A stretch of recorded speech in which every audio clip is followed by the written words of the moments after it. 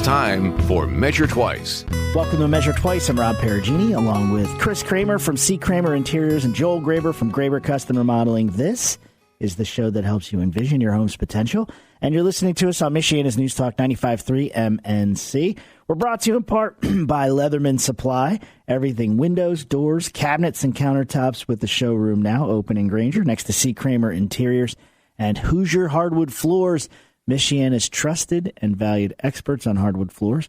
You can visit them at HoosierHardwoodFloors.com. I was a little like, it's like a little verklempt talking into the microphone. It's been a crazy week here in our area of South Bend, Indiana, with a lot of wind. Man, you're finding out how well your shingles are put on your house. Yeah. And where the water goes. Holy moly.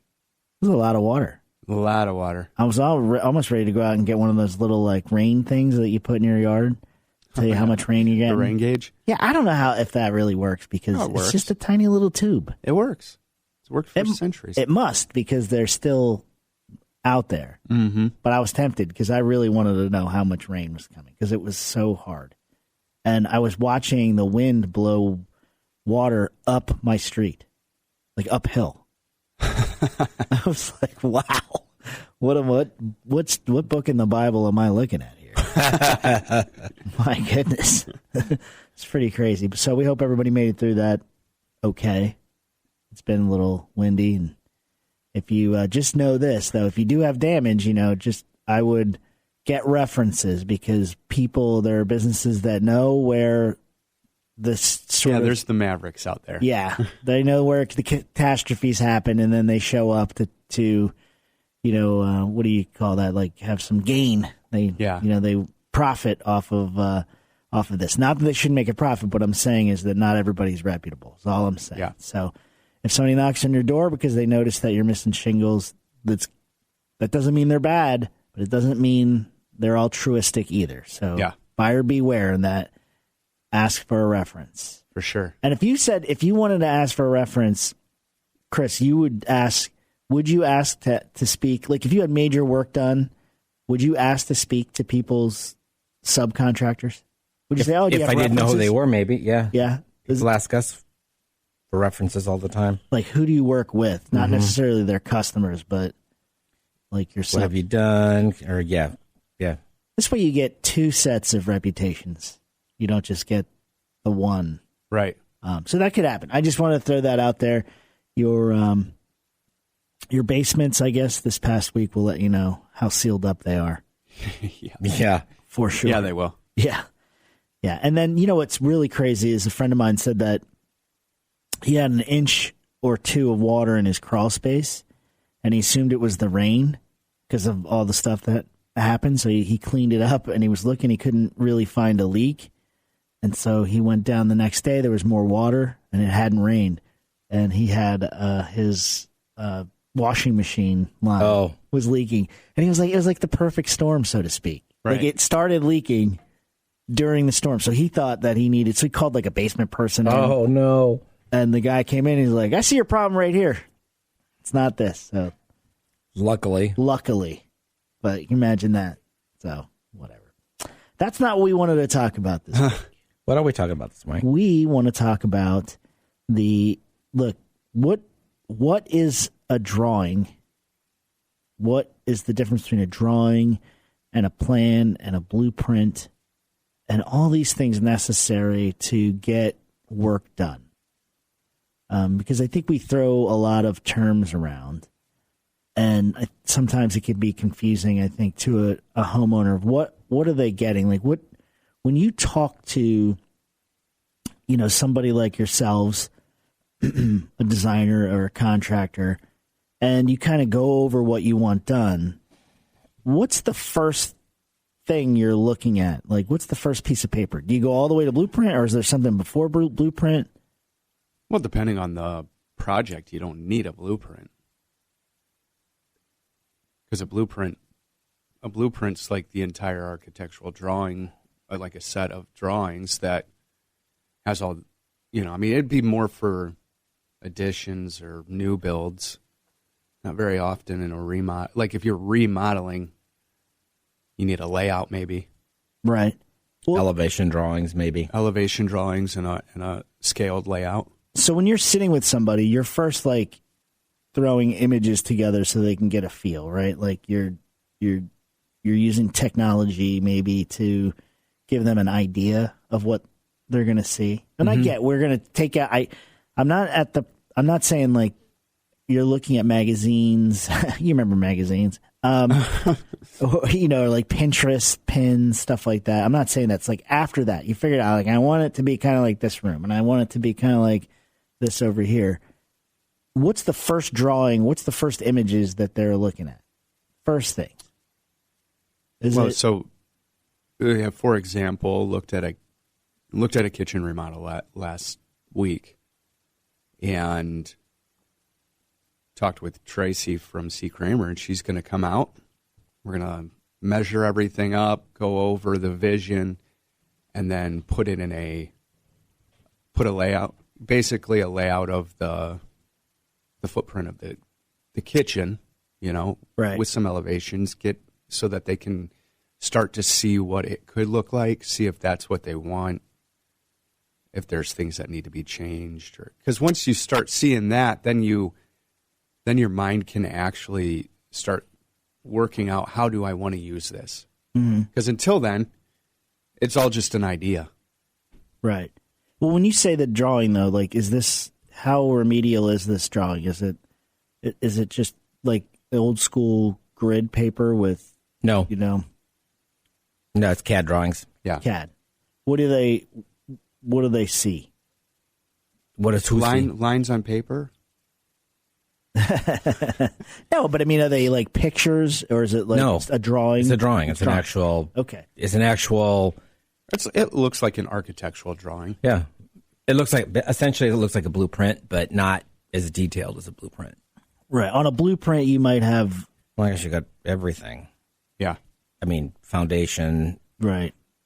All the way through elevation drawings, you know, your windows, all this different schedules, so a drawing for a kitchen is not nearly that involved. It's right. Simpler probably and easier to consume than looking at like I always was amazed when like the electrician can come in and look at a blueprint and it's a lot of times they have their own blueprint, right? Like it's just that's on typically your lighting placement is incorporated, or you bring a designer in to help with the lighting layout. But I've seen in my past work where they're looking at the main blueprint that has all kinds of tiny writing on it, and they have this uncanny ability to only see what they need to see. Like they don't see any, like there's 1,000 things on that piece of paper, but they really only see what they're looking for, which is kind of interesting. As a homeowner, you don't have that. I think that's where the drawing comes in, because you're not cluttered. You're not cluttering your mind with studs have to be. Yeah, that's not that would be too much. It's like too much stimulation I would think to look at. You can't make a decision from that. Right. You can't. Right. So when I say it's simple though, but it's not that simple. Like it's not. You know, it doesn't look like Lincoln Logs. It's like there's still measurements on there, right? Yeah, the dimension drawing. Yeah, it's dimensioned. Mm-hmm. When you're using CAD, are you sitting with the customer and moving it around, or you're going? You've had that discussion. Now it goes to CAD. Then you come back, and then they can say, "Can I move this over here?" Or maybe I don't. You know, I don't.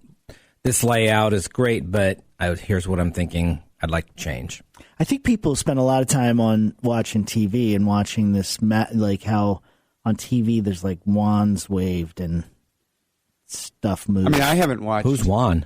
I see what he did there. It was nice. It was nice. That's how we know we're here, Joel. That's right. That's right. We're not going to go any further on that one, though. He's thinking like somebody said, I don't know. You know, I'm not going to do that. We're up here today. Yeah. We're at a higher level.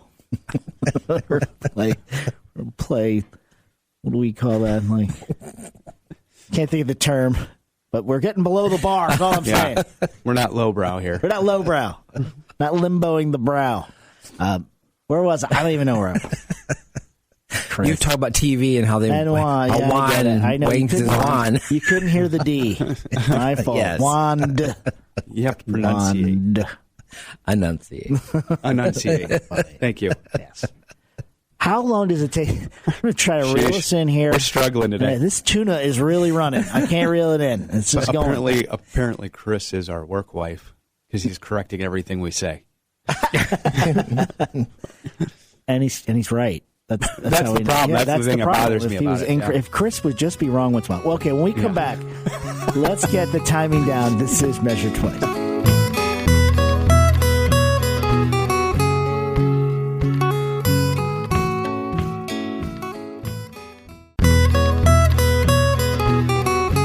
Welcome back to Measure Twice. I'm Rob Ferragini, along with Joel Graber from Graber Customer Modeling and Chris Kramer from C. Kramer Interiors. Barely holding on in here.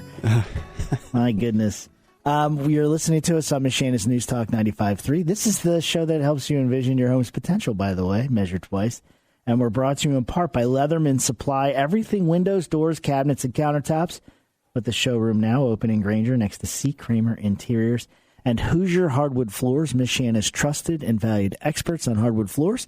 You can visit them at HoosierHardwoodFloors.com. We're talking about plans and not blueprints. And we just talked a little bit about the difference between a plan and a blueprint. Blueprint, highly detailed, lots of stimulation on that.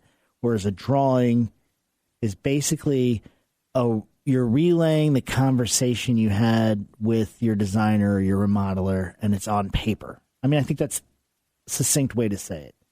You've had a conversation. You've talked about what you wanted. This is kind of like the sketch.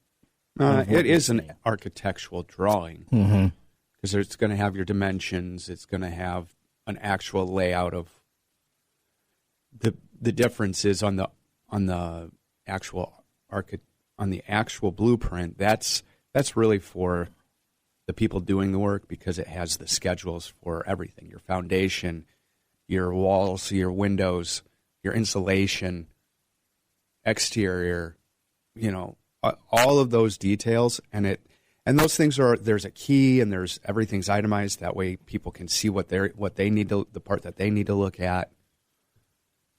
So that's where it's different. It's the same premise, just not nearly as detailed because it does not need to be that detailed. Correct. Right. You don't necessarily. You have to understand, believe that what you're paying for the insulator is going to put the proper amount in. It's not like you have to stare down. Right. That you have to. You're as the owner or the homeowner. Your job is to make sure the design is to your taste and it's what you want to see and use. The rest you hire a professional to make sure that the subcontractors are doing their stuff, and that's kind of where the blueprint comes in. The drawing doesn't need to have all that detail. But nothing can happen without a drawing. That's the foundation. Nothing can happen without a drawing because it'd be all just guesswork at that point, and it'll all fall apart. I'm sure that you guys have run into jobs or you've come in and it was clear there was no drawing before. Like it probably would stick out like a sore thumb. Like nobody organized this. You run into stuff that you wonder. That's what I'm saying. Yeah. Like you're like, well, okay. I know you have. Yeah. I mean, that's clear because if you're DIYing something, I think it's easy to leave that part out. Yeah. Because it's in your head. Yeah. And I think what we don't realize is how much movement is going on in your mind and your thought process, how much it's adjusting, and if you're not writing it down, it's hard to keep up with. Like that adjustment can cost you when you're running to the box store to get your lumber, because you don't realize that it's changing in your mind. Whereas this drawing, right, is a place to always go back to the drawing and look and see and check to make sure that you're good. Now, if you're making a change, that's a whole new drawing. Mm-hmm. And I think that's important, right? You don't like scratch out and then you just make a whole new drawing. And there will inevitably have to be changes because it's not like, man, I haven't watched HGTV for a decade, but if I recall right, like they'd bring homeowners in and be like, hey, here's how we're going to lay out your project for you. Right. And then show them this thing and, oh, I love it. But once you actually have the plan, for example, the kitchen that I brought up, currently there's a stairs that is going to have to get moved to increase some space, which there's a place to move the stairs to. But so that means there's a wall. Things are divided up. So the homeowner can kind of visualize in their mind what it could potentially look like and lay out as. But until it's actually laid out for them, they don't know what is possible, or based off of some of the ideas they have, what's not feasible based off of what space you have. Well, yeah, because either what the tendency for people is either they shrink their space in their mind, or they increase their space in their mind, and they think, oh, I can get all of this stuff in here, or they think, I'd never be able to get this in here, and then, oh wait, once it's laid out, it actually does work. It's usually the latter. You usually don't have as much space as they think that they have. Yeah, that's usually what I. No, that's typically true. Yeah. That drawing is the place of, or it becomes the place of origin. It becomes your roadmap. It becomes what is possible, and nothing replaces the finished product. I mean, like, you can't replicate the finished product, but a drawing is as close as you're going to get before you start working. Yeah, and the whole purpose of the drawing is to relay information to the customer and to the contractor. Sizing, if something's even possible to do. Mm-hmm. I mean, of course you catch that in the drawing phase. Oh, wait, I can't have these two things in the same place. I only have so many feet. I can't put all these cabinets in that they were hoping to, because the space just doesn't allow it. Right. So then you got to try to figure out, okay, they need this, this, and this. How am I going to make this fit? So Chris, do you use drawings when the place is already designed, when you're trying to put furniture and accessories and things together like that? Do you use a drawing for that as well? Always. Yeah. Not accessories, but sometimes. But no, I use drawings for furniture placement because you want to know what's going to fit, what sizes will work best. Right. Sometimes I do an elevation drawing just to show somebody scale and proportion. And you can put furniture in those drawings? Yes, sometimes, yeah. There's especially with CAD, there's companies that you can download their specs for lighting. You can actually, they have CAD drawings for lighting so that you can actually take that from the manufacturer and put it on your CAD drawing so you can see what will be lit, what or how that lit. Light's going to look like in the space. Yep. So that way, you're trying to relay as much information to that client so they can make a decision, and the drawing is really critical for that.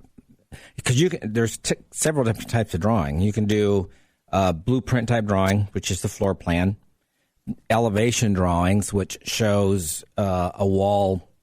Maybe it's a kitchen where all the cabinets are laid out, so you can get a sense of what that wall will look like. There's three-dimensional drawings, which actually show the space in 3-dimension. There's also axonometric drawings, which show an aerial view looking into a space. Say that word again. Axonometric. Axonometric. Say that 3 times fast, right? That should be like on your drunk driving test. Everybody will be drunk driving then. Pronounce this word. You'll see that sometimes with cabinet companies will do a axonometric drawing. Yeah. But you don't see that gives you an idea of like what your space will be for pathways and things. Right. Okay. But so you don't your movement within and you don't see that used very often. It's mainly elevation, which is important. Mm-hmm. Elevation and then like a blueprint type. Yep. So that because that also kind of helps you to understand what your pathways look like and how that's going to. In the business world, axonometric they use it a lot because in the world when we've had to remodel in businesses that I'm involved with, that word axonometric, that's almost, I've seen one on every project. But I think when you're looking at a commercial, in my old field, there was a lot of machinery and things like that. Oh, yeah, you had to you have to have that for those purposes. Yeah. When I was in design school, we had to do that all by draw that all by hand. We did not have computers at that time. So we had a pen and quill and a oil lamp. Yeah, he still has like that scars on his tongue where he had to like touch the pen to his tongue to get it started, like, and then like it's tattooed. Stay tattooed. He's got one tattoo he's spot. got an ink dot on his tongue from having used the quill. Yeah. We actually use parchment. That's like, there's like a bald turkey out there. I need a new quill. Yank. Yeah. It was really frustrating when you get the ink on your ruffled sleeves. That's when your wig hair goes in there. It's just so tough back then. And our forefathers who did all this on cave walls. Yes, I know, right? How do I design this cave? It's like Moses had a mural over here. Moses had the 10 Commandments, and then Chris is next to him with the 10 designments. Yeah. All right, I digress. We're going to come back and we're going to talk about using the plan, using the drawing. When we come back, this is Measure Twice.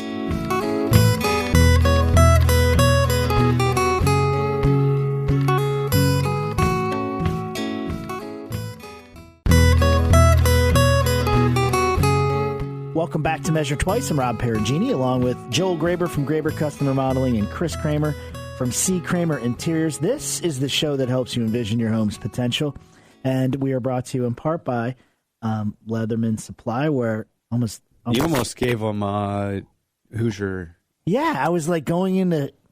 I'm not going to say the Yeah. other one because then like cuts. Let's start. Take two from the top. We're brought to you in part by Leatherman Supply. Everything windows, doors, cabinets, and countertops with the showroom now open in Granger right next to C. Kramer Interiors. That's the proper way to do that. And Hoosier Hardwood Floors, America's trusted and valued experts on hardwood floors. You could visit them at HoosierHardwoodFloors.com. Almost like went right into that. Mm-hmm. It's like a faux pas. Mm-hmm. I'd have the live read police come in here and I get locked up. But we're talking about plans and the actual plan, or drawings, and the different kinds of drawings if you're having a project. My question is, though, can't that get in the way of creativity? What? Like drawings? Yeah, drawings. Can't that It's stifle? hard to be creative without them, really. Yeah, I was going to know that doesn't impede creativity. That's how you get creative. Well, I guess those parameters, though, aren't they constricting? That's the starting point, though, Yeah. of your creativity. You can be as creative as you want, but if it doesn't fit the space, who cares? Right. Exactly. It's like a haiku. Exactly. That's how I live my life. Because that's what you're starting to analyze. You're starting to analyze the space and saying, okay, so I can't do it this way, but maybe I can, let me rethink this. Oh, wait, I can do it this way instead. Oh, wait, I don't like the way that looks necessarily. Let's change. I think, oh, wait, this would look better. Mm-hmm. So drawings are actually, especially elevation drawings, because you're seeing it. Don't want to say dimensionally, because elevation drawings are not they're not 3D. Mm-hmm. So, but it helps you to get the scale, the ideas of what I can actually do in that space. Right. So you're saying that without the drawing, you don't have the proper parameters to allow creativity, like, because you have to be creative within what you have. Yeah, you have to be creative within the scope of what you're working with. And then I think that's partly like why showrooms still exist. Like, you have the internet. You don't need a showroom. Well, yeah, you do. You need to, like... People want to sit, touch, feel. Yeah, there's a certain bit of, stimulation you need from the actual thing that you're doing. And that's, a lot of times when we're meeting with the client, they're expecting ideas, like they want you to come up and say, oh, I can see this, this, this, and this. Which sometimes that works, most time it doesn't, because you can give all kinds of ideas, but when you go back and start analyzing the space and putting it on paper, your ideas don't work. Because of the parameters. Because of the parameters. Yeah. It's like, oh, shoot, I suggested, or you come up with something completely different based on what you're drawing. It's same in renovation, I'm assuming. Oh, absolutely. You need to have the parameter and what is possible to find out what new, like you can't, it's hard to get something new if you don't know what you have to work with. Isn't that weird though? It's like you'd think that it'd be constraining, but it's really not constraining. You know what I mean? Like it really gives you the ability to think now, okay. I mean, in the creative business, it's like we call it like if everything is possible, you're actually in prison because you can't possibly come up with a solution if everything is possible. Right. Then there is, by definition, there's no solution. So if your room is 12 by 12, that parameter is important to be creative. It's important, right? I mean, that's basically what you're saying. Yeah, I can't get past moving stairs, though. Because that is a form of changing your parameter. You do it step by step. He's been waiting for a while. I know, he's been sitting there. He's like, you got to bring this back. That's why the show works, Chris. We were working together there. My goodness.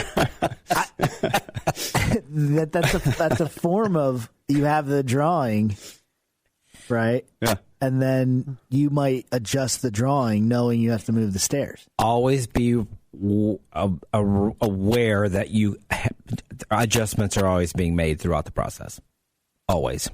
It's the only guarantee is that things will change. Things can change. Just be open to the fact that things can change because you don't know what you're getting into. Right. When you start tearing out walls. Oh, this is here. I can't. Unless we do this won't fit now, so we have to kind of readjust this. Right. I didn't know that pipe was on the floor behind that wall. Now I can't put a cabinet there. Or, Yeah, we've talked about that before. It's like the venting pipe, like they can be they're lurking and they can be anywhere. Especially old homes, because the kitchen you're talking about is in an old home. Mm-hmm. The one that you have to move the stairs. Old. Very old. Very old. And it's not even on the register anymore as far as the years. So when you can't scroll that far back.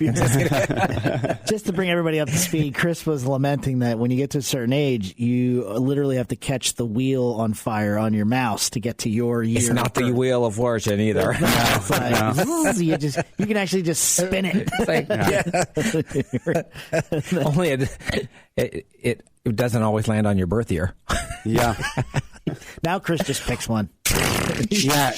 As long as Make me younger. He's on The Price is Right. He plays the ages right. that's right. The age is right. Gosh, there's no prize for that one, though, I tell you. You're just like, we have no required age for listening. No. To this. No. Or to be a guest, even.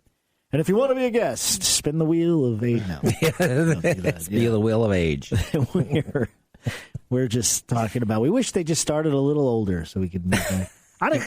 I looked at one on Monday where the age wheel started in 2025, and I was like, "Well, how many infants do you have on this? Like, what are you doing? Like, they're applying for Social Security. That's right.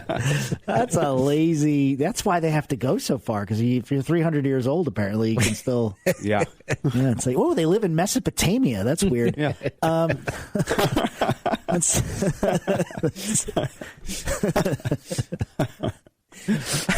That is good. That's good. Where are we going here? I don't remember what we were talking about. We were talking about parameters. I need to fill the next 2.5 minutes. But where were we? Jeez. Parameters, yes. Moving stairs is what caught me because it's like, there was one drawing and then another drawing? Or... There aren't any yet. So that's like this is like pre. This was a discussion just from when I looked at it, and it's going to become. It's going to have to go on the drawing. I know it will work. So when you do that the drawing, will the old stairs be in that drawing? No, or you make the drawing as if the stairs were never there. I guess you make the drawing to do what you want.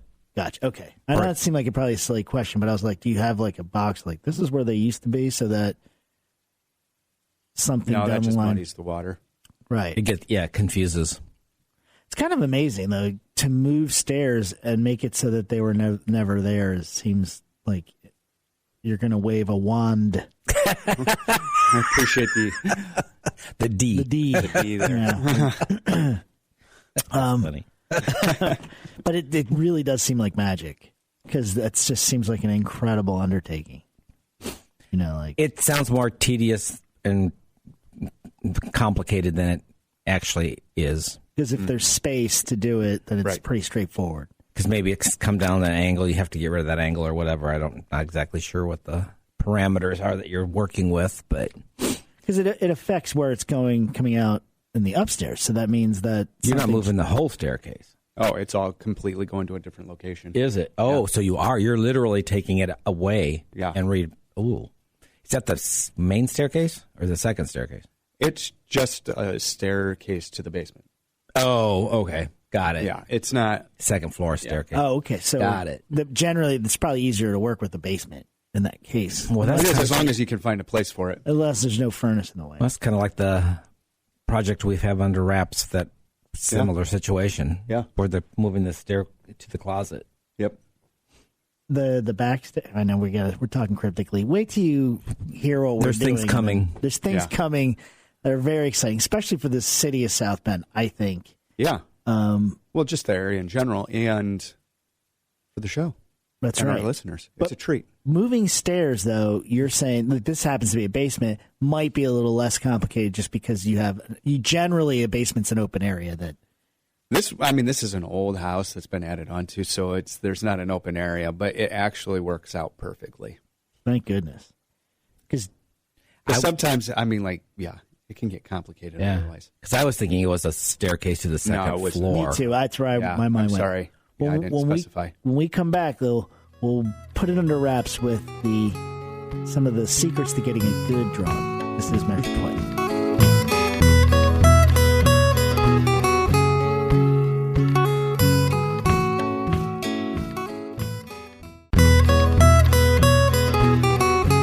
Welcome back to Measure Twice. I'm Rob Perugini, along with Chris Kramer from C. Kramer Interiors and Joel Graber from Graber Customer Modeling. This is the show that helps you envision your home's potential, and you're listening to us on Michiana's News Talk 95.3 MNC. We are brought to you in part by Leatherman Supply.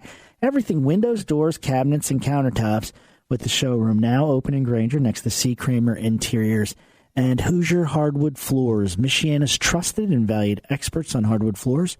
You can visit them at HoosierHardwoodFloors.com. We're talking about your plan, the drawings, the actual thing that gets written down so you know what to do next, or you know what it's going to look like. Not what to do next, but like what it looks like on paper, a plan to work with and work from. I guess one of the things we didn't talk about, though, is what if you're just doing one thing? What if you're just putting a new floor down? Does that get a drawing? Floor? Yeah. Probably not a floor, because you're not changing. You're not changing structure or some. What you would possibly be changing is color, or what it actually is. That's hard to show on any kind of drawing. Your flooring person might have a drawing internally for them. No. It's pretty straightforward. So do you have a drawing that includes color? You can do a color rendering. The problem is that gets you close, but it does not. It's not going to show you what it actually looks like. It's more for a visual to give you an idea. So really, this is a structural, spatial scenario with the drawing. Mm-hmm. The color rendering can give you kind of an idea. No, I don't really want those two colors together. Right. Oh, I don't like the green cabinet after all. Right. Or let's go to white or off-white or, anyway. Yeah. So the color rendering gives you the idea of the finished product. And when we're talking about like you're changing your mind and that's what you're going through, is it hard to change your mind when you have a drawing? No. That's why you do it, because you can't do it after you built it. Yeah, well, I don't like the stairs there anymore. It's too late. Yeah, exactly. There they are. But so you're saying what I'm saying is that look, in the drawing phase, you can change. You can. That's the opportunity to kind of get a look and be able to start, shovel ready, if you will. Right. You're ready. It doesn't mean that changes don't happen through the process either, but because that's just nature of the beast. Right.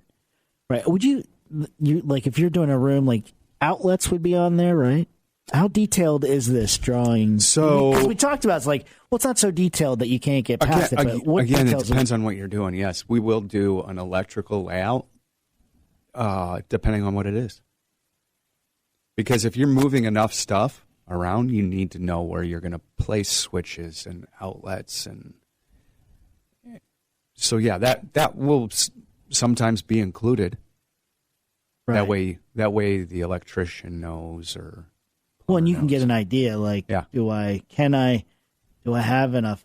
Do I have too many? Does it look like an industrial space where I have an outlet every 10 feet, every 5 feet or whatever? You can't have too many outlets. It seems like. It seems like, but doesn't it get a little weird if you're like, man, especially in a kitchen. In a kitchen, that's different. There's never enough outlets in a kitchen. And I did see something really cool where there was I saw it. This was at my mother-in-law showed this. It was an outlet drawer. Yeah. Which was, I never really. Mm-hmm. And I was like, she's like, oh, look at this. And she's like, oh, Denny's been doing this for years. And no joke, if you were to go into the guest bedroom of my in-laws' house, the top drawer of the nightstand is a bank of outlets. Mm-hmm. You open the drawer and there's a little notch you can put all your cords through. I'm like, wow, that's brilliant. And she's like, look, now it's a thing. It's like, Daddy's been doing that. He's been modifying our furniture for years, and he really has. And he does. That's something that we've been doing for a long time, but finally some of the technology's caught up, and people are like, hey, why don't we actually make something? Why doesn't that happen? Yeah. And then the one that goes underneath. Yeah. I saw a really cool, if you think about it, like if you're in your kitchen and it's like a power strip, for lack of a better term. Yeah, the under cabinet outlets. Yeah. Mm-hmm. And it just comes down a little bit. You can plug it in and then stick it back up there. Especially for those that don't want outlets in their backsplashes. And then it made me look, and I was like, there's no outlets at all. Yeah. It's just keeps it clean. Very clean, and it's really should have been there the whole time. Mm-hmm. Like under cabinet lighting, just should have been something for the whole time. But I guess it's been out there for years, but it's rarely used. Rarely used. It's well, it's not very often that people really care that much about having nothing in their backsplash. Right. Right, but when you see it, it's really cool. It is. It's like, oh, that it's different. Mm-hmm. You don't notice that they're there when you have them, but when they're not there, you notice. That's true, and it looks cool. It's just kind of, and you have, all the power outlets that you need. I don't know if it's GFI or whatever. It'd have to be. Yeah, that's above my pay grade. I don't need to know how it gets done; just that it gets done. But that lighting underneath was, if I look at my own personal kitchen, my favorite thing about it is it's well lit. You can do stuff in that kitchen and see what you're doing. But that's what made me think, is like, well, would that be on the plan? Yeah, absolutely. That would be on the drawing of the kitchen that it's all noted in the drawing. Otherwise, it'll get missed. Right.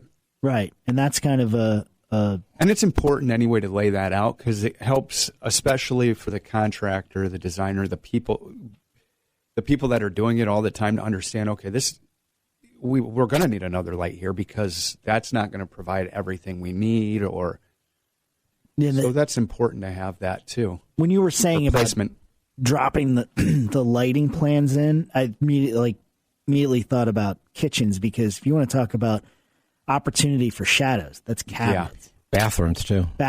Too. More so bathrooms with shadowing. Really? You try to eliminate them. Yeah. Because especially if a woman's trying to put on makeup and she has shadows and she can't get a full visual. Oh yeah, you're not. Lighting isn't right. I haven't shaved for years because of the shadow. We noticed. No. Jeez. Somebody at 5 o'clock shadow, he's got like 5 years. I just call him the dark shadow. You're like, Chris is full of it. He's just there waving his wand around. in that room. So when you're doing a drawing of a bathroom, that space is important in all spaces. Okay, so I get it. But in a bathroom, you've got some things that might be anchored. Like it's not wise to move. Like you might not be moving a shower because it's like, for lots of reasons. So that drawing comes in handy because it helps you with those parameters that are just concrete. Yep. Yeah. That ain't moving. Yep. That thing there. Or easily. Right. Or like a window in a bathroom. Like it's going to stay there, generally. Maybe. Doesn't necessarily have to. Yeah. If you move a window, now you're doing exterior stuff. Yeah. But you also have to be conscious of if you're moving a window or getting rid of a window, what does that do to the balance of the exterior?